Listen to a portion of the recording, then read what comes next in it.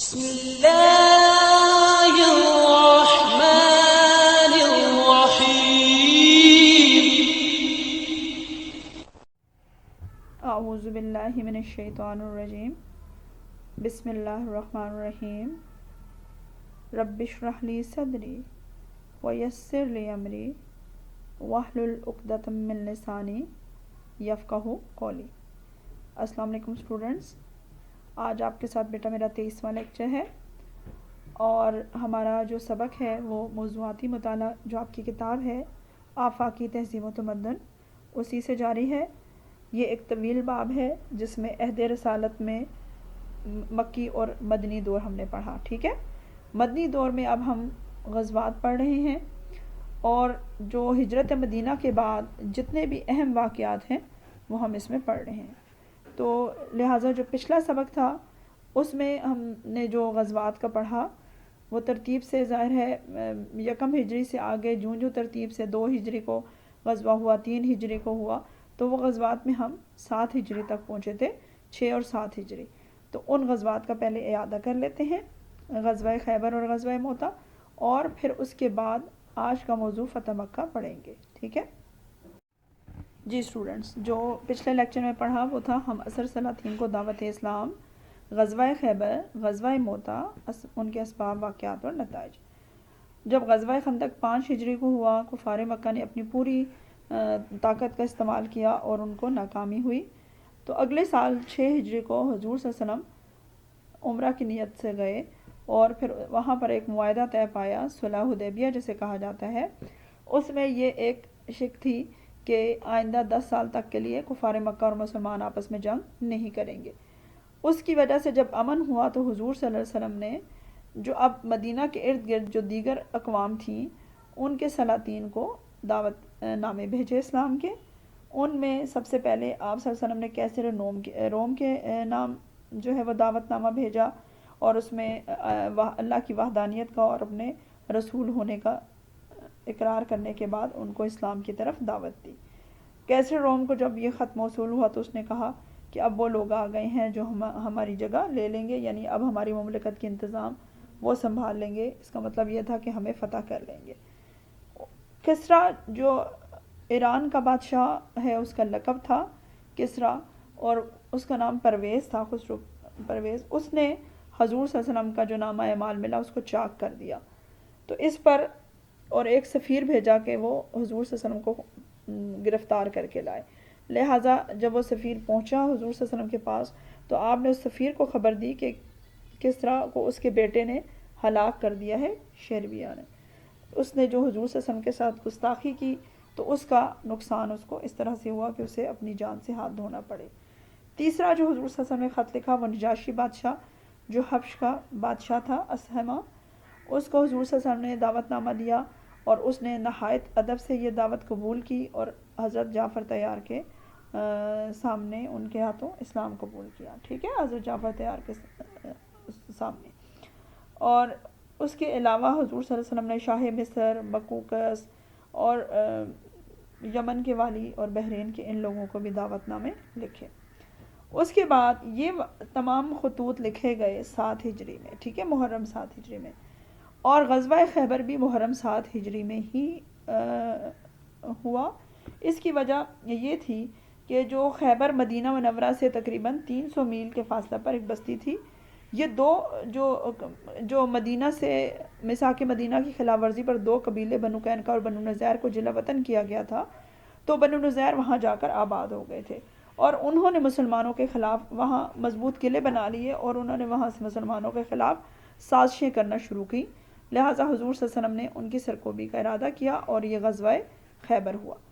ان کے 6 قلعے تھے اور 6 کے 6 قلعوں کو جب حضور صلی اللہ علیہ وسلم نے لشکر روانہ کیا 1600 صحابہ کے ساتھ اور اس میں 200 سوار تھے، تو ان میں سے 5 قلعے تو بآسانی فتح ہو گئے، لیکن جو 6واں قلعہ تھا جس کا مرحب اس قلعے کا سردار تھا اور ان کا سپہ سالار تھا، اس میں بہت مزاحمت پیش آئی۔ لہٰذا اس کے لیے حضور صلی اللہ علیہ وسلم نے خصوصی اعلان کیا کہ میں جس کو علم دوں گا وہ اللہ اس کو پیار کرتا ہے اور اس کا نبی بھی، اور وہ بھی اللہ اور اس کے نبی سے پیار کرتا ہے۔ تو تو یہ علم حضرت علی رضی اللہ تعالیٰ کو دیا گیا، اور حضرت علی رضی اللہ تعالیٰ نے اس مرحب کا خاتمہ کیا اور اس قلعہ کو فتح کیا، اور وہاں پر کچھ شرائط کے ساتھ مسلمانوں نے ان لوگوں کو امان دیا، اور ان کے زمین، باغات اور ہتھیار، مویشی، سب چیزیں مسلمانوں کے حصہ میں آئیں۔ یہ غزوہ جو ہے وہ مسلمانوں نے بڑی شان و شوکت سے اس میں فتح حاصل کی۔ پھر اس کے بعد اگلا غزوہ غزوہ موتا ہے۔ غزوہ موتا سن 8 ہجری میں ہوا، ٹھیک ہے، 7 ہجری میں غزوہ خیبر ہوا، غزوہ موتا 8 ہجری میں ہوا، اور یہ موتا ایک شام کی سرحد کے پاس، عرب اور شام کی سرحد پر واقع ہے، اور اس کا جو رئیس تھا وہ غسانی قبیلہ وہاں پر عیسائیوں کا آباد تھا، اور ان کا حاکم جو ہے وہ شرجیل بن عمرو تھا۔ یہ کیسر روم کے ماتحت تھا۔ حضور صلی اللہ علیہ وسلم نے یہاں پر 3000 صحابہ رضی اللہ تعالیٰ کو بھیجا ان کے مقابلے میں، شرجیل بن عمرو کے مقابلے میں، لیکن جب حضور صلی اللہ علیہ وسلم نے لشکر ترتیب دیا اور اس کے 3 سپہ سالار مقرر کیے کہ حضرت زید بن حارثہ شہید ہو جائیں تو پھر سپہ سالار حضرت جعفر تیار ہوں گے، وہ شہید ہو جائیں تو حضرت عبداللہ بن رواحہ۔ جب یہ لشکر وہاں پہنچا تو دیکھا تو یہ جس حکومت کے تحت تھا روم، اس کا بادشاہ بھی وہاں آیا ہوا تھا، ہرکل، اور اس طرح وہ اپنی فوج بھی لے کر آیا، اور یہ 1 لاکھ فوج سے مسلمانوں کو لڑنا پڑا، اور تمام صحابہ جن کو سپہ سالار مقرر کیا تھا، تینوں کی تینوں صحابہ شہید ہوئے۔ اس کے بعد حضرت خالد بن ولید رضی اللہ تعالیٰ کو جب سپہ سالار بنایا تو انہوں نے ایسی زبردست حکمت عملی اپنائی کہ ان کی فوج کو پسپا کر دیا، اور مسلمان یہاں سے کامیاب ہو کر لوٹے۔ یہ 2 غزوات کا ہم نے پڑھا، ایک 7 ہجری میں اور ایک 8 ہجری میں۔ اب ہم فتح مکہ پڑھیں گے، وہ بھی 8 ہجری کا واقعہ ہے، ٹھیک ہے۔ آج کا جو موضوع ہے وہ فتح مکہ ہے۔ جی، ہمارا آج کا موضوع ہے فتح مکہ۔ اس کے ہم اسباب پڑھیں گے، واقعات اور نتائج۔ جب صلح حدیبیہ 6 ہجری کو ہوا تھا تو اس وقت ہی حضور صلی اللہ علیہ وسلم پر واپسی پر، مدینہ کی طرف واپسی پر راستے میں سورہ فتح نازل ہو گئی تھی، جس میں اس معاہدے کو فتح مبین قرار دیا کہ یہ واضح فتح ہے کہ یہ معاہدہ ہی آپ کو فتح مکہ کی طرف لے کر جائے گا۔ بظاہر وہ معاہدہ ایک بہت مشکل معاہدہ لگ رہا تھا کہ جس میں کہا گیا کہ جو مکہ سے مدینہ آئے گا مسلمانوں کو اسے لوٹانا ہے واپس، تو یہ کچھ اس کی شرائط ایسی تھی جو بڑی کڑی لگ رہی تھیں، لیکن اللہ تعالیٰ نے خوشخبری سنا دی کہ 6 ہجری میں سورہ فتح میں فتح مبین قرار دیا اس معاہدے کو، اور 8 ہجری میں مکہ فتح ہو گیا۔ یعنی کتنی بڑی بات تھی کہ اس وقت حضور صلی اللہ علیہ وسلم کو کیسے انہوں نے مکہ سے واپس کر دیا تھا کہ آپ اس سال عمرہ نہیں کر سکتے، کیا ان کی اجارہ داری تھی، اور پھر کیا اللہ تعالیٰ نے ایسا مسلمانوں کو موقع فراہم کیا کہ حضور صلی اللہ علیہ وسلم جن کو انہوں نے مکہ سے ہجرت کرنے پر مجبور کیا تھا، تو وہی ہمارے نبی صلی اللہ علیہ وسلم اتنی شان و شوکت سے مکہ فتح کیا انہوں نے، اور اس مکہ میں داخل ہوئے کہ وہ تاریخ میں وہ واقعہ یاد رکھا جاتا ہے۔ تو آج ہمارا جو موضوع ہے وہ فتح مکہ ہے۔ جی اسٹوڈنٹس، اب آپ نے اس اپنی کتاب آفاقی تہذیب و تمدن، اس میں صفحہ نمبر 317 کھولیں، اس میں سے ہم اب فتح مکہ پڑھتے ہیں، ٹھیک ہے، پیج 317، اور ساتھ ساتھ MCQs اور شارٹ کوسچن آنسر نوٹ کرتی جائیے گا جو میں آپ کو بتاتی جاؤں۔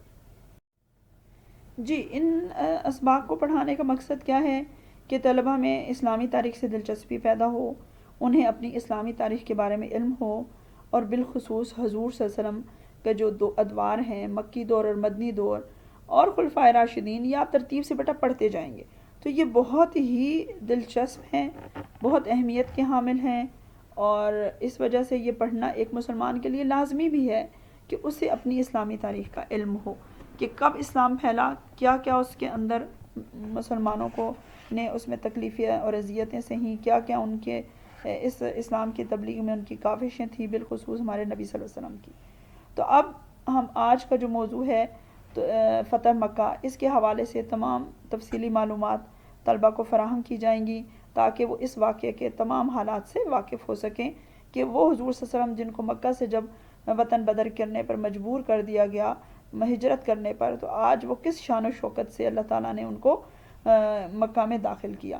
تو یہ چیز ہوتی ہے مستقل مزاجی۔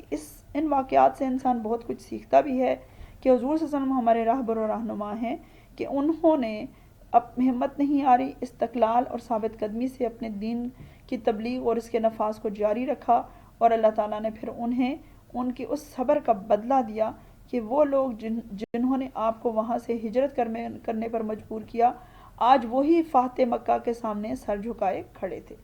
تو ایک بہترین طریقہ ہوتا ہے اپنے مقصد کو حاصل کرنا صبر، استقلال، تو وہی ہمیں یہاں سے رہنمائی ملتی ہے۔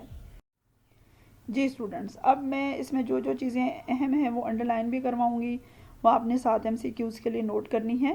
سب سے پہلے تو فتح مکہ کب ہوا؟ رمضان المبارک 8 ہجری، ٹھیک ہے، 8 ہجری ہے، 8 ہجری میں ہی غزوہ موتا ہوا، وہ جمادی الاول میں ہوا۔ اس کے بعد فتح مکہ رمضان المبارک 8 ہجری میں ہوا، یعنی مہینوں کا فرق ہے، ٹھیک ہے نا، اور بمطابق جنوری 630 عیسوی میں۔ اب ہم سب سے پہلے فتح مکہ کے اسباب پڑھتے ہیں۔ نمبر 1 ہے حق و باطل میں کشمکش۔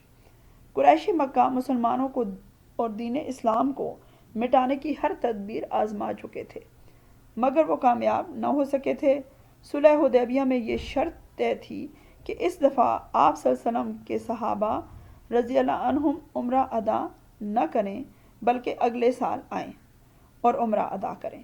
چنانچہ جب حضور صلی اللہ علیہ وسلم اور آپ صلی اللہ علیہ وسلم کے صحابہ رضی اللہ عنہم عمرہ کے لیے مکہ آئے تو قریش مکہ شہر سے باہر نکل گئے تاکہ اپنی آنکھوں سے آپ صلی اللہ علیہ وسلم اور مسلمانوں کو عمرہ کرتا نہ دیکھ سکیں، یعنی ابھی بھی ان کے دل میں اسلام کے خلاف نفرت وہیں کی وہیں تھی۔ وہ تو بحالت مجبوری انہیں معاہدہ کرنا پڑا امن کا، کیونکہ وہ ہر حربہ استعمال کر کے ناکام ہو چکے تھے۔ پھر یہ خیال کیا کہ اگر یہ لوگ عمرہ ادا کر رہے ہیں تو کیا ہے، ہمارے بت تو بیت اللہ کے اندر موجود ہیں۔ دوسری جو وجہ ہے، یعنی حق و باطل کی کشمکش تو جاری ہی تھی، وہ ہر صورت مسلمانوں کو ختم کرنا چاہتے تھے۔ دوسرا تھا مکہ کی مرکزی حیثیت۔ زمانہ قدیم سے مکہ معظمہ کی ملک عرب میں سیاسی، معاشی اور مذہبی اعتبار سے مرکزی حیثیت حاصل تھی، ٹھیک ہے نا، وہ اس وجہ سے کہ وہ خانہ کعبہ کے متولی تھے۔ اسی وجہ سے قریش مکہ کی دیگر قبائل عزت و تکریم کرتے تھے کہ قریش مکہ بیت اللہ شریف کی دیکھ بھال کرتے تھے۔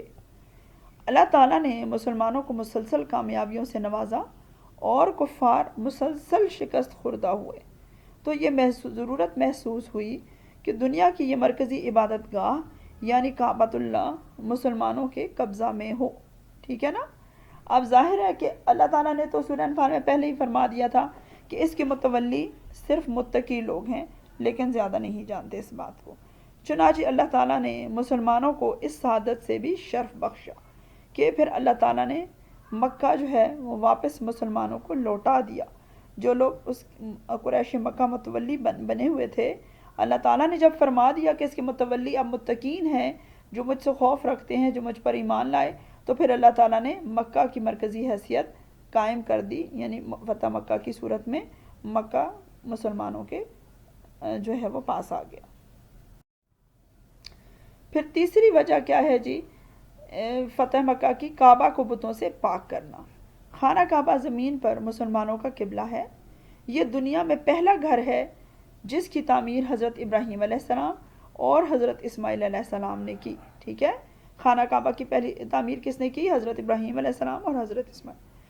اس کی تعمیر کا مقصد خدا کی عبادت کرنا تھا، مگر قریش مکہ نے اس بیت اللہ میں 360 بت رکھے ہوئے تھے۔ کتنے؟ 360۔ یہ بھی MCQs میں آتا ہے کہ بیت اللہ میں کتنے بت رکھے گئے تھے؟ 360۔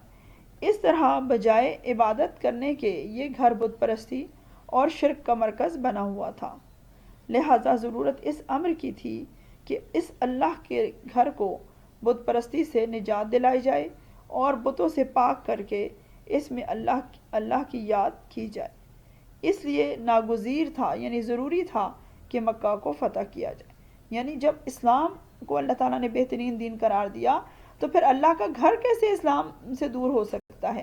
لہٰذا یہ ضروری تھا کہ ان بتوں کو، یہ جو شرک کے نمونے انہوں نے رکھے ہوئے تھے، خانہ کعبہ کو اس سے پاک کیا جائے اور اس کا قبضہ مسلمانوں کے ہاتھوں میں ہو۔ پھر چوتھی جو وجہ ہے اس کی، وہ ہے صلح حدیبیہ کی خلاف ورزی۔ صلح حدیبیہ کی روح سے قریش مکہ اور مسلمانوں کو مکمل اختیار تھا کہ وہ جس فریق سے چاہیں معاہدہ کر لیں، چنانچہ قبیلہ بنو بکر نے قریش مکہ کے ساتھ معاہدہ کر لیا اور قبیلہ بنو خزاعہ نے مسلمانوں کے ساتھ معاہدہ کر لیا. ٹھیک ہے، یہ دونوں قبیلے بیٹا جی یاد رکھیے گا، یہ MCQs میں بھی آتے ہیں کہ کون کس کا حلیف تھا یعنی ساتھی تھا. تو قبیلہ بنو بکر قریش مکہ کے ساتھ تھا اور قبیلہ بنو خزاعہ مسلمانوں کے ساتھ.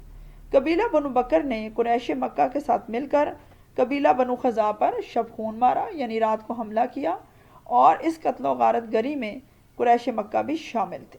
جب قریش مکہ نے کہا کہ ہم مسلمانوں پر حملہ نہیں کریں گے اور جو ایک دوسرے کے حلیف ہیں ان کے ساتھ بھی معاہدہ ہو گیا امن کا، پھر بھی قبیلہ بنو بکر اور کفار مکہ قریش مکہ نے مل کر مسلمانوں کے حلیف قبیلے پر شب خون مارا یعنی رات کو حملہ کیا. بنو خزاعہ نے حضور اکرم صلی اللہ علیہ وسلم کی خدمت میں حاضر ہو کر مدد چاہی.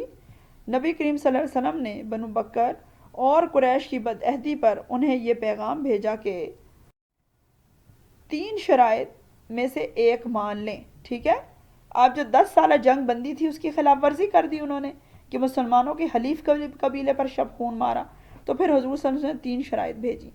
نمبر 1، بنو خزاعہ کے مقتولوں کا خون بہا ادا کریں، یعنی بنو خزاعہ کے جن لوگوں کو آپ نے قتل کیا ہے ان کا قصاص دیں. دوسرا تھا قریش بنو بکر کا ساتھ چھوڑ دیں تاکہ بنو بکر کو ان کے بدعہدی کی سزا ملے. یعنی اب آپ نے کیونکہ قریش مکہ نے معاہدہ کیا ہوا تھا صلح حدیبیہ کا کہ آئندہ ہم جنگ نہیں کریں گے، اور جب انہوں نے اپنے قبیلے کا ساتھ دے کر مسلمانوں کے حلیف قبیلے پر حملہ کیا تو حضور صلی اللہ علیہ وسلم فرمایا ایک تو مقتولین کا قصاص ادا کریں، دوسرا قریش مکہ اس قبیلے کا ساتھ چھوڑے کیونکہ انہوں نے بدعہدی کی، تیسرا یہ کہ یہ اعلان کر دیں کہ حدیبیہ کا معاہدہ ختم ہو گیا.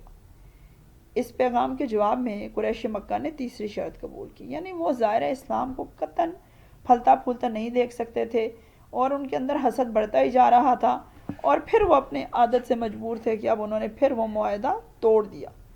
جب نبی کریم صلی اللہ علیہ وسلم کے قاصد لوٹے تو قریش مکہ کو احساس ہوا کہ ہم نے معاہدہ توڑ کر سراسر غلطی کی ہے، یعنی اب اس کا علاج تو جنگ کی صورت میں ہی نتیجہ نکلے گا. لہٰذا قریش مکہ نے باہم مشورہ سے ابو سفیان کو مدینہ روانہ کیا. اب یہ بھی آ سکتا ہے کہ کس کو مدینہ روانہ کیا گیا معاہدہ کی تجدید کے لیے، ٹھیک ہے نا. ابو سفیان کو مدینہ روانہ کیا تاکہ معاہدہ کی تجدید کی جائے، یعنی دوبارہ سے اسے قائم کیا جائے. ابو سفیان حضور صلی اللہ علیہ وسلم کی خدمت میں تجدید معاہدہ کی درخواست لے کر حاضر ہوا، مگر حضور صلی اللہ علیہ وسلم نے درخواست قبول نہ کی اور ابو سفیان بے نیل مراد لوٹ گیا، یعنی اسے بے مقصد اس کو کوئی فائدہ حاصل نہیں ہوا آنے کا، کیونکہ جو بدعہد ہے اس کی عادت ہے کہ وہ ہر دفعہ بدعہدی کرے گا. لہٰذا اب حضور صلی اللہ علیہ وسلم نے ان سے یہ معاہدہ توڑ دیا کہ اب وہ اعلان کر چکے ہیں اور دوبارہ معاہدہ واپس نہیں ہوگا. اب ہم فتح مکہ کے واقعات دیکھ لیتے ہیں. یہ تو وجوہات تھیں کہ جس کی وجہ سے فتح مکہ کا واقعہ پیش آیا. تو سب سے بڑی وجہ تو وہی انہوں نے خود اپنے منہ سے تیسری شرط مانی کہ ہم یہ بدعہدی کر دی کہ ہم 10 سالہ جنگ بندی سے دستبردار ہوتے ہیں. لشکر اسلام کی روانگی. حضور اکرم صلی اللہ علیہ وسلم نے صحابہ کرام رضی اللہ عنہم کو جنگ کی تیاری کا حکم دیا، مگر اس بات کا خیال رکھا کہ یہ خبر قریش مکہ تک پہنچنے نہ پائے. آپ صلی اللہ علیہ وسلم نے 10,000 صحابہ رضی اللہ عنہم کا لشکر تیار کیا. یعنی یہ بات ہوتی ہے کہ یہ 8 ہجری کا واقعہ ہے. مدینہ ہجرت کے وقت مسلمان کیسے بے سر و سامانی کے عالم میں نہ گھر نہ بار اور کیسے مدینہ آئے، اور پھر اللہ تعالیٰ نے انہیں کیسے اسلام کو فروغ دیا کہ اب وہی تعداد 10,000 تک جا پہنچی تھی. آپ صلی اللہ علیہ وسلم نے 10,000 صحابہ رضی اللہ عنہم کا لشکر تیار کیا. عام راستہ سے ہٹ کر طویل سفر طے کر کے مکہ معظمہ پہنچے تاکہ ان لوگوں کو خبر نہ ہو. تو قریش مکہ بے خبر تھے. رات کی تاریکی میں لشکر اسلام کی آگ جلانے سے جو روشنی ہوئی، قریش مکہ حیران رہ گئے. ظاہر 10,000 افراد جب الاؤ جلائیں گے روشن تو کیا حال ہوگی کہ ان کو تو لگے گا کہ ہر طرف لشکر ہی اتنا پھیلا ہوا ہے. آپ صلی اللہ علیہ وسلم کے چچا حضرت عباس رضی اللہ تعالیٰ ہجرت فرما کر مدینہ منورہ جا رہے تھے کہ راستہ ہی میں حضور صلی اللہ علیہ وسلم سے ملاقات ہو گئی. وہ بھی آپ صلی اللہ علیہ وسلم کے لشکر میں شامل ہو گئے. یعنی اسلام تو انہوں نے پہلے ہی قبول کر لیا تھا اور اب انہوں نے ہجرت بھی کرنے شروع کر دی تھی کہ راستے میں حضور صلی اللہ علیہ وسلم سے ملاقات ہو گئی. حضرت عباس رضی اللہ عنہ کی دلی خواہش تھی کہ مکہ کے لوگوں کو امان مل جائے اور خونریزی نہ ہو۔ ظاہر ہے وہ بڑے بزرگ تھے، وہ یہی چاہتے تھے کہ مکہ ان کا آبائی علاقہ ہے، لہٰذا وہاں کے لوگوں کے ساتھ قتل و غارت نہ ہو اور معاملہ افہام و تفہیم سے حل ہو جائے، بات چیت سے۔ رسول صلی اللہ علیہ وسلم نے اپنے تمام لشکر کو حکم دیا کہ سب اپنے اپنے خیموں کے سامنے آگ جلائیں تاکہ مکہ والوں پر خوف طاری ہو۔ صورتحال جاننے کے لیے ابو سفیان، حکیم بن حزام، بدیل بن ورقہ خزائی مکہ سے باہر آئے۔ ٹھیک ہے، اب یہ تین لوگ جو ہیں، ابو سفیان، حکیم بن حزام اور بدیل بن ورقہ خزائی مکہ سے باہر آئے۔ ابو سفیان کی ملاقات حضرت عباس رضی اللہ عنہ سے ہوئی۔ حضرت عباس رضی اللہ عنہ نے ابو سفیان کو آس عظم کے لشکر کے بارے میں بتایا اور کہا کہ کل صبح مکہ پر حملہ ہوگا۔ ابو سفیان نے کہا کہ اب کیا کیا جائے؟ حضرت عباس رضی اللہ عنہ ابو سفیان کو اپنے ہمراہ لے کر حضور صلی اللہ علیہ وسلم کی خدمت میں حاضر ہوئے۔ راستہ میں حضرت عمر رضی اللہ عنہ نے ابو سفیان کو دیکھا تو تلوار لے کر ابو سفیان پر لپکے اور حضور صلی اللہ علیہ وسلم سے ابو سفیان کے قتل کی اجازت چاہی۔ ذرا یہ شروع سے ہر غزوہ میں مسلمانوں کے خلاف تھا، غزوہ خندق تک۔ رسول صلی اللہ علیہ وسلم نے ابو سفیان سے دریافت فرمایا، کیا اب بھی تمہیں توحید باری تعالیٰ کا یقین نہیں آیا؟ یعنی کس حالت میں تم نے ہمیں یہاں سے رخصت کیا اور ہم کس جاہ و جلال سے تم پر آ پہنچے؟ ابو سفیان نے کہا، میرے ماں باپ آپ صلی اللہ علیہ وسلم پر فدا ہوں، آپ صلی اللہ علیہ وسلم کس قدر حلیم و کریم اور صلہ رحمی کرنے والے ہیں۔ یعنی اب اس نے حضور صلی اللہ علیہ وسلم کو ایک قسم کا اس طرف کیا کہ آپ ہم پر کوئی جنگ نہ کیجیے گا، کہ آپ تو بڑے حلیم اور کریم ہیں۔ بے شک میں اس بات پر یقین رکھتا ہوں کہ خدا کے سوا کوئی اور ہوتا تو مجھے ضرور نفع پہنچاتا۔ یعنی میں نے ہر بار آپ کے خلاف جنگ کی لیکن مجھے کوئی فائدہ نہیں ہوا۔ حضرت عباس رضی اللہ عنہ نے ابو سفیان سے کہا، کلمہ پڑھ لے، اس سے بیشتر کہ تیری گردن مار دی جائے۔ چنانچہ ابو سفیان نے کلمہ پڑھ لیا اور مسلمان ہو گیا۔ حضور صلی اللہ علیہ وسلم نے ارشاد فرمایا، جو کوئی شخص ابو سفیان کے گھر میں داخل ہو جائے گا اس کو امان دی جائے گی۔ یعنی حضور صلی اللہ علیہ وسلم نے ابو سفیان کے گھر کو ہی امان والی جگہ بنا دی۔ نیز جو شخص اپنے گھر کا دروازہ بند کر کے بیٹھ رہے تو اس کو بھی امان، اور جو حرم میں داخل ہو جائے گا اس کو بھی امان۔ یعنی حضور صلی اللہ علیہ وسلم کا مقصد لوگوں کو اذیت پہنچانا نہیں تھا، بلکہ مکہ کو ایک امن اور امان والی جگہ بنانی تھی، کیونکہ حضرت ابراہیم علیہ السلام اور حضرت اسماعیل علیہ السلام نے بھی اس جگہ کو امن کا گہوارہ بنانے کی دعا فرمائی تھی۔ لہٰذا حضور صلی اللہ علیہ وسلم نے اپنے دشمنوں کو امان دے دی کہ اگر وہ ہتھیار نہیں اٹھاتے تو ان کے خلاف کوئی ہتھیار نہیں اٹھایا جائے۔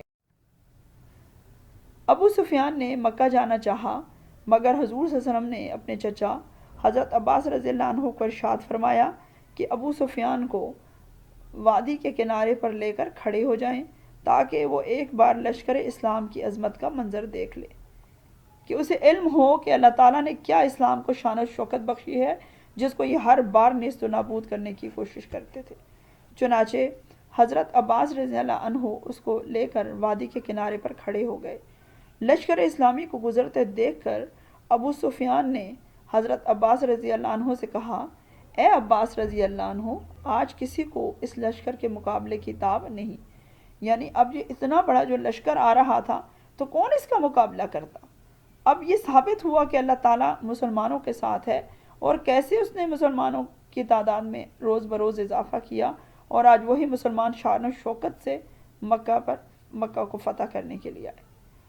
ابو سفیان نے ایک پہاڑ پر کھڑے ہو کر بلند آواز سے قریش مکہ کو پکار کر کہا، اے قریش، حضرت محمد صلی اللہ علیہ وسلم ایسا لشکر جلال لے کر پہنچے ہیں جس کا تم مقابلہ نہیں کر سکتے، سو اب نجات کی فکر کرو اور سن لو، جو شخص میرے گھر میں داخل ہو جائے گا اس کو امان مل جائے گی، نیز جو کوئی اپنے گھر کا دروازہ بند کر کے بیٹھ رہا یا جو شخص بیت اللہ میں پناہ گزین ہو جائے اس کو بھی امان ہے۔ تو اس طرح سے حضور صلی اللہ علیہ وسلم نے کون ایسا اتنی طاقت کے باوجود اس دنیا میں مثال نہیں ملتی کہ اتنے امن سے کسی علاقے کو فتح کیا جائے، جہاں بغیر قتل و غارت گری کے آپ کسی ملک پر کسی علاقے کو فتح کر لیں۔ تو یہ شان ہمارے نبی صلی اللہ علیہ وسلم کی ہی تھی کہ انہوں نے اتنا مکہ سے پیار اور احترام کیا کہ وہاں کے لوگوں کو امان دے دیا کہ اگر وہ ہتھیار نہیں اٹھاتے۔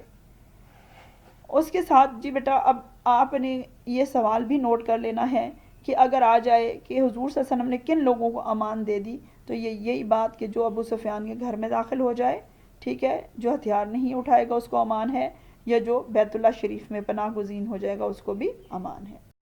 تو یہ سوال بہت امپورٹنٹ ہے، یہ آپ شارٹ کوسچن میں لکھ لیں۔ رسول صلی اللہ علیہ وسلم نے لشکر اسلام کو 4 حصوں میں تقسیم فرمایا، یہ بھی انڈر لائن کریں کہ کتنے حصوں میں تقسیم فرمایا گیا فتح مکہ میں؟ 4 حصوں میں۔ حضرت زبیر بن عوام کو ایک دستہ کے ساتھ مکہ کے شمالی جانب، یعنی مکہ کے شمال والے حصے میں حضرت زبیر بن عوام رضی اللہ تعالیٰ داخل ہونے کو فرمایا۔ حضرت خالد بن ولید رضی اللہ کو جنوب کی طرف، ٹھیک ہے نا، ایسٹ ویسٹ نارتھ ساؤتھ، یہ آپ نے پڑھے ہوئے نا جو سمتیں ہیں، جو وہ کیا ہے، شمال کی طرف حضرت زبیر رضی اللہ تعالیٰ، جنوب کی طرف حضرت خالد بن ولید رضی اللہ تعالیٰ کو داخل ہونے کو فرمایا۔ حضرت سعد بن عبادہ رضی اللہ تعالیٰ کو مغرب کی جانب سے، ان کے ساتھ حضور صلی اللہ علیہ وسلم اور انصار صحابہ بھی تھے۔ حضرت ابو عبیدہ بن الجراح رضی اللہ تعالیٰ کو جبل ہند کی جانب سے مکہ میں داخل ہونے کا حکم دیا، یعنی 4 حصوں میں منقسم کیا اس گروہ کو، چاروں کو 4 حصوں سے، 4 سمتوں سے مکہ میں داخل ہونے کا حکم دیا۔ رسول صلی اللہ علیہ وسلم نے درج ذیل ہدایات کی پابندی لازم ٹھہرائی۔ نمبر 1، آپ حضور صلی اللہ علیہ وسلم نے ساتھ ہی اعلان فرما دیا کہ جو کوئی ہتھیار پھینک دے اسے قتل نہ کیا جائے گا۔ دوسرا، جو کوئی شخص بیت اللہ میں پناہ لے اس کو قتل نہ کیا جائے گا۔ یعنی اب یہ اعلان فرما دیا گیا کہ جو ان باتوں پر عمل کرے گا تو وہ اس کے لیے امان ہے۔ پھر کیا فرمایا؟ جو کوئی اپنے گھر کے دروازے بند کر کے بیٹھ رہے اس کو قتل نہ کیا جائے۔ چوتھا ہے، جو کوئی ابو سفیان کے گھر میں داخل ہو جائے اس کو قتل نہ کیا جائے۔ 5واں، جو کوئی شخص حکیم بن حزام کے گھر میں پناہ لے اس کو قتل نہ کیا جائے۔ اب یہ دونوں نام سن لیں جی، ابو سفیان کے گھر میں اور حکیم بن حزام کے گھر میں۔ 6 ہے، بھاگنے والوں، زخمیوں اور قیدیوں کو قتل نہ کیا جائے، یعنی جو خود اب بھاگ رہے ہیں، آپ پر حملہ نہیں کر رہے، یا کوئی زخمی ہو چکے ہیں یا قیدی ہیں تو ان کو آپ نے قتل نہیں کرنا۔ تو یہ 6 باتیں حضور صلی اللہ علیہ وسلم نے ان کو بتا دیں کہ آپ جو 4 طرف سے داخل ہوئے تھے سارے سپہ سالار، ان کو یہ باتیں سمجھا دی گئیں کہ آپ نے ان پر ہتھیار نہیں اٹھانا۔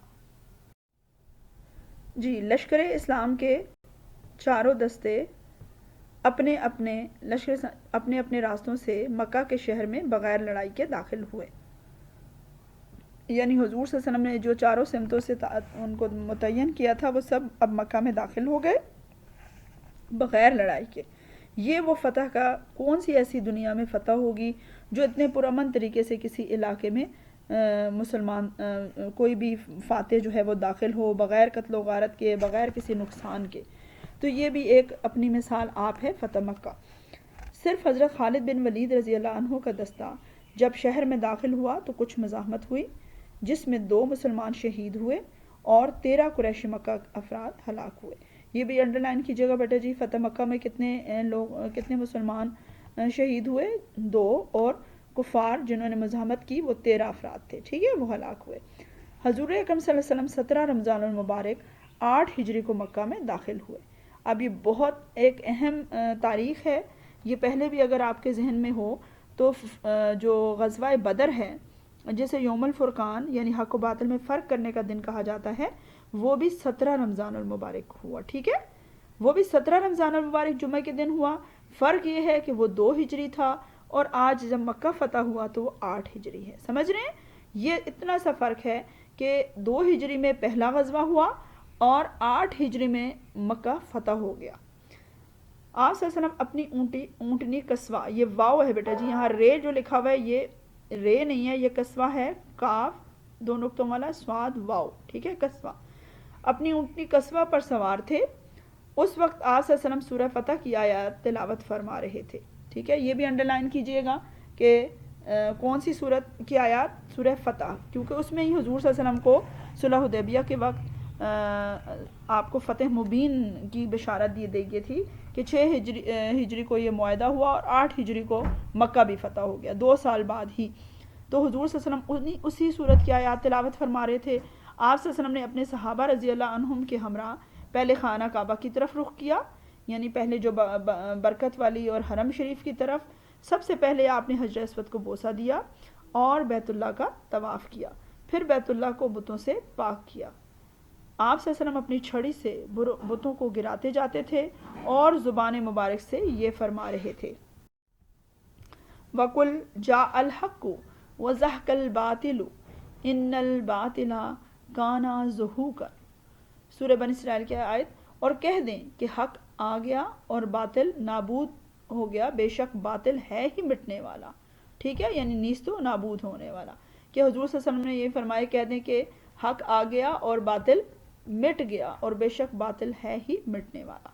بتوں کو توڑنے کے علاوہ بیت اللہ میں جتنی بھی تصاویر تھیں ان کو وہاں سے ہٹا دیا گیا۔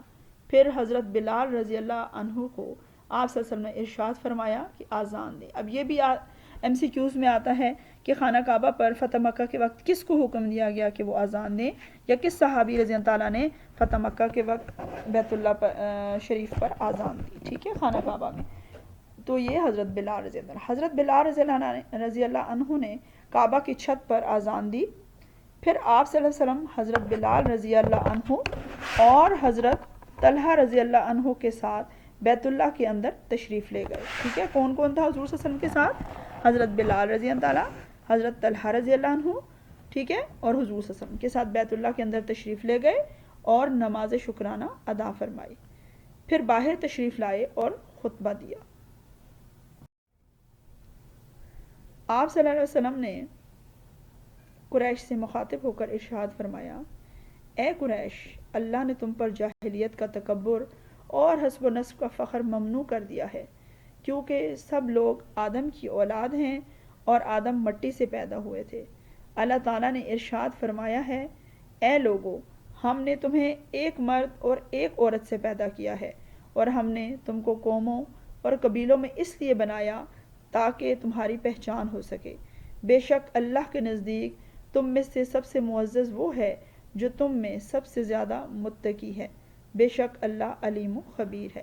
یعنی حضور صلی اللہ علیہ وسلم نے یہاں پر تمام لوگوں کو غرور اور تکبر اور جاہلیت کا تھا اس سے منع فرمایا، اور انہیں ان کی حیثیت بتائی کہ آپ خاک سے بنے ہیں، غرور اور تکبر آپ کو بالکل زیب نہیں دیتا، اور پھر یہ بھی بتایا کہ قوموں اور قبیلوں میں بٹنا صرف شناخت ہے، اس پر فخر اور غرور کرنا چھوڑ دیں، اور اللہ کے نزدیک وہی شخص معزز ہے جو کہ متقی ہے، جو اللہ کا خوف رکھنے والا ہے۔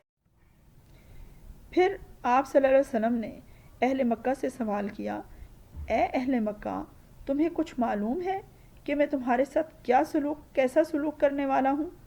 انہوں نے جواب دیا کہ آپ صلی اللہ علیہ وسلم شریف بھائی ہیں اور شریف بھائی کے بیٹے ہیں۔ اس پر آپ صلی اللہ علیہ وسلم نے فرمایا، قالا لا تثریب علیکم اليوم اذهبوا فانتم الطلقاء، آج تم پر کوئی ملامت الزام نہیں، جاؤ تم سب چھوڑ دیے گئے۔ یعنی حضرت یوسف علیہ السلام نے اپنے بھائیوں کے لیے یہ جملے ادا کیے تھے، اور یہی حضور صلی اللہ علیہ وسلم نے پھر فرمائے کہ آج تم پر کوئی ملامت الزام نہیں کہ تم نے مجھے کیوں میرے اوپر ظلم کیا، میرے صحابہ پر ظلم کیا، مجھے وطن سے نکالا۔ یعنی حضور صلی اللہ علیہ وسلم نے کسی بھی دل میں رنجش کو نہیں رکھا اور ان سب کو معاف فرما دیا۔ اور عفو و درگزر کی یہ مثال دنیا میں کہیں نہیں ملتی کہ آپ کے پاس طاقت ہو اور آپ کا مجرم آپ کے سامنے کھڑا ہو اور پھر آپ اس سے بدلہ نہ لیں بلکہ اس سے درگزر کر دیں، اس کی ان غلطیوں کو نظر انداز کر کے اسے معاف فرما دیں۔ تو دنیا میں یہ کہیں مثال نہیں ملتی جو ہمارے نبی صلی اللہ علیہ وسلم نے اہل مکہ کو معاف کر کے مثال پیش کی، کہ انسان کو ذرا سی کوئی تکلیف پہنچاتا ہے تو وہ چاہتا ہے کہ وہ میرے سامنے وہ شخص آئے تو میں اس کی جان لے لوں۔ تو وہ لوگ جنہوں نے حضور صلی اللہ علیہ وسلم کو اذیتیں دیں، آپ صلی اللہ علیہ وسلم کے راستے میں کانٹے بچھائے، آپ صلی اللہ علیہ وسلم کے اوپر اوچ ڈالی، آپ صلی اللہ علیہ وسلم کے صحابہ رضی اللہ تعالیٰ کو شہید کیا، تو کوئی آسان بات نہیں ہوتی کسی غلطیوں کو نظر انداز کرنا۔ لیکن ہمارے نبی صلی اللہ علیہ وسلم جو پیکر تھے، رہنما تھے، ان کا اسوہ حسنہ ہمارے لیے بہترین نمونہ ہے کہ کیسے انہوں نے عفو درگزر کی مثال ہمارے لیے قائم کی، کہ ان بڑے بڑے دشمنوں کو آپ صلی اللہ علیہ وسلم نے معاف فرما دیا اور ان سے کوئی بدلہ نہیں لیا۔ کہا کہ جاؤ تم سب آزاد ہو، آج تم پر کوئی الزام نہیں۔ تو یہ ہے ہمارے نبی صلی اللہ علیہ وسلم کا اسوہ حسنہ جس پر ہمیں عمل پیرا ہونا ہے۔ جی اب ہم دیکھ لیتے ہیں فتح مکہ کی اہمیت اور اس کے نتائج، کس شان سے حضور صلی اللہ علیہ وسلم داخل ہوئے۔ ایک میں نے واقعہ اس طرح سے بھی پڑھا کہ جب حضور صلی اللہ علیہ وسلم مکہ میں داخل ہوئے تو اس طرح داخل ہوئے کہ آپ کا سر جھکا ہوا تھا اور آپ کی ریش مبارک، آپ کی داڑھی جو ہے ریش، وہ اپنی اونٹنی کے ساتھ ٹچ کر رہی تھی۔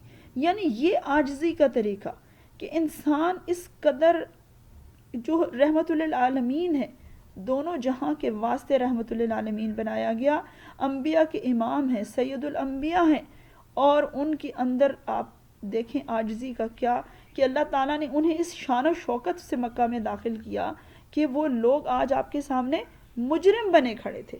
اور حضور صلی اللہ علیہ وسلم کی شان دیکھیے کہ کس عاجزی سے داخل ہوئے، کوئی غرور و تکبر نہیں کیا کہ آج میں ان کو نیست و نابود کر دوں گا کہ انہوں نے مجھے یہاں سے وطن سے نکالا، میرے اوپر ظلم کیے، بلکہ آپ صلی اللہ علیہ وسلم نے وہ مثالیں قائم کی جو تاریخ میں زندہ ہیں، سنہرے حروف سے لکھی گئی ہیں، جو کوئی بھی دنیا کا بندہ دعویٰ نہیں کر سکتا کہ ان مفتوحین نے یا ان جو فاتحین ہیں انہوں نے مفتوحین کے ساتھ ایسا سلوک کیا ہو جو حضور صلی اللہ علیہ وسلم نے کیا۔ لہٰذا فتح مکہ کی ہم نتائج دیکھتے ہیں کہ فتح مکہ حضور صلی اللہ علیہ وسلم اور مسلمانوں کی ایسی کامیابی تھی کہ بغیر لڑائی کے مکہ فتح ہو گیا۔ یہ سب سے بڑی بات، صرف 2 مسلمان شہید ہوئے اور 13 کفار مکہ مارے گئے۔ اتنا بڑا علاقہ جہاں پر آپ صلی اللہ علیہ وسلم کو کس قسم و پرسی سے وہاں نکالا گیا، اور آج آپ صلی اللہ علیہ وسلم کس شان سے داخل ہوئے کہ بغیر کسی کی جان و مال لیے اور آپ نے اس قدر اتنا بڑا علاقہ فتح کر لیا۔ اس کے نتائج حسب ذیل ہیں۔ نمبر 1 ہے تطہیر کعبہ، یعنی کعبہ کو پاک کرنا۔ بیت اللہ شریف جس کی تعمیر حضرت ابراہیم علیہ السلام اور حضرت اسماعیل علیہ السلام نے کی تھی، وہ صدیوں سے کفر و شرک کا گھر بنا ہوا تھا، بت پرستی کا مرکز بنا ہوا تھا۔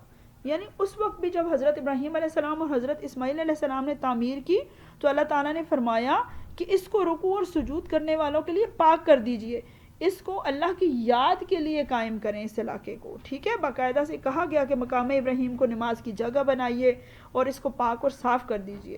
تو اللہ تعالیٰ نے اس وقت بھی یہ مقصد بیان کیا تھا کہ بیت اللہ جو ہے اللہ کا گھر، وہ بت پرستی کا مرکز نہیں ہے بلکہ وہ اللہ کی یاد کا مرکز ہونا چاہیے۔ تو اس وجہ سے فتح مکہ کے دن بیت اللہ میں موجود 360 بتوں کو نکال پھینکا گیا۔ اس کے علاوہ اس میں جو تصاویر آویزاں تھیں یعنی لٹکی ہوئی تھیں ان کو بھی وہاں سے ہٹا دیا گیا اور کعبۃ اللہ کو پاک کیا گیا۔ یعنی جو اللہ تعالیٰ کے جو گھر جس مقصد کے لیے بنایا گیا تھا اب اسے اس مقصد کے لیے ہی استعمال کیا جانے لگا، یعنی وہ حرم شریف تھا جہاں صرف اور صرف اللہ کی عبادت کی جانے لگی۔ اس کے بعد جو دوسری اس کا نتیجہ ہوا، اہم مذہبی مرکز پر قبضہ۔ مکہ معظمہ عرب کا ہر لحاظ سے مرکز تھا، ٹھیک ہے، یعنی تمام اہل عرب مکہ معظمہ کی طرف ہی رخ کرتے تھے، جس میں ثقافت، سیاست، حیثیت اور مذہبی امور تمام شامل تھے۔ یعنی ان کی حیثیت بھی بڑی شاندار تھی جو آپ پہلے پڑھ چکے ہیں کہ لوگ ان کے ساتھ لین دین بھی کرتے تھے، تجارت بھی کرتے تھے، لیکن ان کے ساتھ کوئی برا سلوک نہیں کرتا تھا اہل مکہ کے ساتھ، کیونکہ وہ بیت اللہ کے متولی تھے، اس کی دیکھ بھال کرتے تھے۔ تو ان کو ایک بہت بڑی حیثیت حاصل تھی، وہاں مذہبی میلے بھی ہوتے تھے، وہاں سیاسی بڑے بڑے سردار بھی اکٹھے ہوتے تھے۔ رسول صلی اللہ علیہ وسلم اور آپ صلی اللہ علیہ وسلم کے صحابہ رضی اللہ عنہم کو اہل مکہ نے مکہ چھوڑنے پر مجبور کر دیا تھا، مگر فتح مکہ کی صورت میں مسلمان پھر غالب آ گئے اور کفار مکہ مغلوب ہو گئے۔ یہ ہے وہ چیز جو اللہ تعالیٰ نے ثابت کی کہ جو اللہ چاہتا ہے وہ ہو کر رہتا ہے، کہ ان لوگوں نے کیسی بے بسی کے عالم میں حضور صلی اللہ علیہ وسلم کو وہاں سے وطن بدر کیا اور خود متکبرانہ طریقے سے رہے، لیکن آج کیا تھا؟ آج مسلمان غالب آ گئے اور کفار مکہ مغلوب ہو گئے۔ اسی طرح اسلام غالب آ گیا اور کفر مغلوب ہو گیا اور عرب کے اہم مرکز پر مسلمانوں کا کنٹرول ہو گیا، یعنی مذہبی طور سے بھی مسلمانوں کی اس پر کا غلبہ تھا اور اب وہ باقی دینی اور ثقافتی اور تمام حیثیتیں اب وہ مسلمانوں کے پاس آ گئیں۔ پھر جو تیسری بات ہے اس کا فائدہ اور نتیجہ اشاعت اسلام. عرب کے بہت سے قبیلے اس لیے اسلام قبول نہیں کر رہے تھے کہ ان کے قریش مکہ کے ساتھ حلیفانہ تعلقات تھے، یعنی وہ دنیاوی فائدوں کے لیے ان کے ساتھ جڑے ہوئے تھے، ان کے دوست بنے ہوئے تھے. حلیف کا میں پہلے بھی مطلب بتا چکی ہوں، دوستانہ. ٹھیک ہے، ان کے ساتھ حلیفانہ تعلقات ہے، دوستانہ تعلقات ہے. مگر جب قریش مکہ کی اکثریت دائرہ اسلام میں داخل ہو گئی، آپ کو معلوم ہے نا کہ جب حضور صلی اللہ علیہ وسلم نے ان کے ساتھ اچھا برتاؤ کیا تو جوک در جوک لوگوں نے اسلام میں داخل ہوئے. تو اس سے کیا ہوا کہ قریش مکہ کی اکثریت دائرہ اسلام میں داخل ہو گئی، تو ان کے لیے بھی اسلام قبول کرنا آسان ہو گیا. کیونکہ پہلے قریش مکہ اسلام قبول نہیں کر رہے تھے تو مجبوراً یہ اپنی دوستی کی وجہ سے ان کے ساتھ ہی تھے. اب ان کے لیے بھی آسان ہو گیا کہ وہ بھی اسلام قبول کر لیں، ان کے جو حلیف قبائل تھے. اور وہ قبائل مدینہ آئے اور اسلام کے دائرہ میں داخل ہو گئے. چنانچہ فتح مکہ کے سال کو ان وفود کی وجہ سے عام الوفود کہا گیا. انڈرلائن اس سینٹینس. سوال اگر آ جائے کہ عام الوفود سے کیا مراد ہے؟ عام کہتے ہیں سال، اور وفود وفد جو آتے ہیں، جو جوک در جوک لوگ اسلام قبول کرنے مدینہ آتے رہے، تو اس کو کہا جاتا ہے عام الوفود، وفود کا سال. ٹھیک ہے، اس کے آپ معنی بھی لکھ لیں اور اس کو انورٹڈ کامز میں کر کے اس کے اوپر سوال بھی لکھ لیں. فتح مکہ کے بعد قریش کی اسلام سے دشمنی ختم ہو گئی اور اسلام کی ترقی و سربلندی کے تمام راستے کھل گئے. یعنی وہ جو پہلے اسلام دشمن بنے ہوئے تھے، اب انہیں معلوم ہوا کہ اسلام تو ایک بہترین مذہب ہے جس میں بدلہ نہیں ہے، جس میں عفو درگزر ہے، جو کہ عرب یہاں رواج ہی نہیں تھا. جو جب تک بدلہ نہ لے لیتے، خاندان کے خاندان صدیوں دشمنی نبھاتے تھے. لیکن اسلام نے ان کو سکھایا کہ عفو درگزر کیا ہے. جب انہیں معاف کیا گیا تو ان کو یہ بات سمجھ آئی. پھر ہے جی دلوں کی تسخیر، یعنی دلوں کو فتح کرنا. فتح مکہ کے بعد لوگ جوک در جوک اسلام میں داخل ہونا شروع ہو گئے. ظاہر ہے وہ اتنے متاثر ہوئے. آپ صلی اللہ علیہ وسلم نے لوگوں کو زبردستی اسلام میں داخل نہیں کیا گیا. یہ ہے بیٹا جی ہسٹری، جس میں آپ دوسرے لوگوں کو کنونس کرتے ہیں کہ اسلام تلوار کے زور پر نہیں پھیلا، اسلام اخلاق کے زور پر ہے پھیلا. تو یہ وہ جملہ ہے کہ اسلام دلوں کو کب اسلام نے فتح کیا؟ اپنے اعلیٰ اخلاق سے. جہاں ہندوستان میں بھی یہی ہوا کہ ان جو محمد بن قاسم آیا اور اس کے ساتھ جو لوگ آئے، انہوں نے اسلام کو دلوں کو فتح کر کے اسلام وہاں رائج کیا. تو یہاں بھی حضور صلی اللہ علیہ وسلم نے لوگوں کو زبردستی اسلام میں داخل نہیں کیا، بلکہ اپنے اخلاق حمیدہ کی وجہ سے لوگوں کے دلوں میں جگہ بنائی اور لوگوں نے بت پرستی کو ترک کر دیا اور ایک خدا کی وحدانیت کے قائل ہو گئے. اسلام کی صداقت ان کے دلوں میں مضبوط ہو گئی. یعنی فتح مکہ نے ان کو یہ احساس دلا دیا کہ واقعی اسلام ہی برحق دین ہے. اب یہ چیز ان کو سمجھ آ گئی کہ ہم نے خواہ اس دین کی مخالفت کی کہ یہ تو بہترین مذہب ہے جو واقعی میں انسانیت کے اوپر مبنی ہے اور دین فطرت ہے. تو یہ تھے وہ فتح مکہ کے نتائج کہ کس طرح اللہ تعالیٰ نے اسلام کی کایا پلٹی اور دیکھتے ہی دیکھتے اسلام ایک دین ایسا بن گیا جو تمام عرب پر چھا گیا. جی اسٹوڈنٹس، امید کرتی ہوں کہ آپ کو یہ جو میں نے ساری تفصیل سمجھائی ہے، یہ آپ کو اچھے طریقے سے یہ سارا واقعہ سمجھ آ گیا ہوگا فتح مکہ کا. اور یہ بہت امپورٹنٹ بھی ہے بیٹا جی، لانگ کوسچن کے حوالے سے بھی آتا ہے کہ فتح مکہ کے حالات و واقعات بیان کریں، فتح مکہ کے نتائج بھی پوچھ لیے جاتے ہیں. بہرحال فتح مکہ کے حالات، ٹھیک ہے، یہ ایک لانگ کوسچن میں بہت امپورٹنٹ کوسچن ہے. اس کے علاوہ بیٹا جی آپ نے اس کو اچھے طریقے سے پڑھنا ہے، اور اس کو میں نے آپ کو بے شمار اس میں ایسے جملے بتائے ہیں جن سے MCQs بنتے ہیں. ٹھیک ہے، کثیر الانتخابی سوالات. تو جب آپ اسے پورا تھورلی پڑھیں گے ترتیب سے اول تا آخر، تو اس میں سے جو جملے آپ یاد کر کے اس کے MCQs بنائیں گے تو اس طرح سے یہ آپ کو پورا سبق آسانی سے اور اچھے طریقے سے اہم باتیں یاد ہو جائیں گی. اس لیے بیٹا آپ نے اس کا میں نے آپ کو جو کام دیا ہے کہ اپنی کاپی پر کرنا ہے کہ اس پورے عنوان میں سے آپ نے کثیر الانتخابی سوالات لکھنے ہیں 20، اور ان کے جوابات بھی ان فل ان دا بلینکس میں کر لیجیے گا. ٹھیک ہے، تو یہ کام آپ کریں گے تو اس سے آپ کو سبق بھی آسانی سے یاد ہو جائے گا. اپنا بہت خیال رکھیے گا. انشاءاللہ آپ کے ساتھ پھر اگلے لیکچر میں ملاقات ہوگی. اللہ حافظ.